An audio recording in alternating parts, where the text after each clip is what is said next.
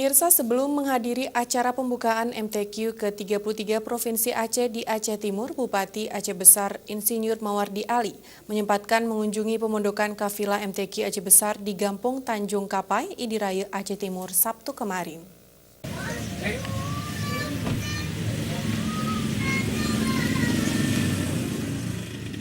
Kehadiran orang nomor 1 di Kabupaten Aceh Besar ini disambut Ketua Kapilah MTQ Aceh Besar, Dr. Andes H. Mukhtar MSI, yang juga Asisten 1 Sekdakap, PLT Kadis Syariat Islam, Kharbainis SAG, Kakan Kemenak, Dr. Andes M. Salahuddin MPD, Kabak Kesra Julkarnen MKes, dan ofisial serta pendamping Kapilah.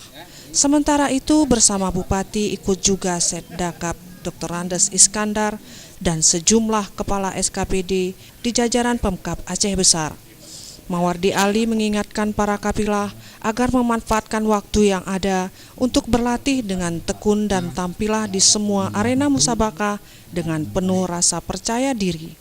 Serta yakinlah dengan izin Allah dan doa-doa bahwa kapilah MTQ Aceh Besar bisa menjadi yang terbaik dan mampu mengharumkan nama daerah dengan tampil sebagai juara.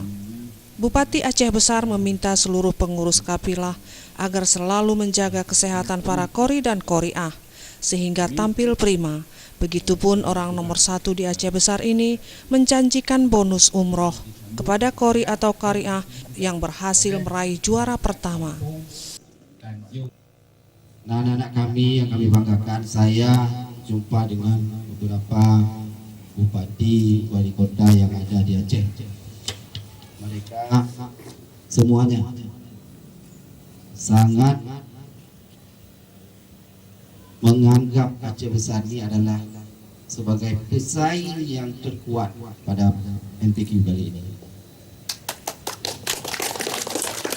Dan mereka menganggap bahwa insya Allah pesaing juara umum itu adalah Aceh Besar. Sementara itu, Ketua Kapilah MTQ Aceh Besar Dr. Andes Mukhtar MSI mengucapkan terima kasih atas kunjungan dan dukungan dari Bupati. Semoga harapan Bupati yang juga harapan masyarakat Kabupaten Aceh Besar mampu diwujudkan para korik dan koriah.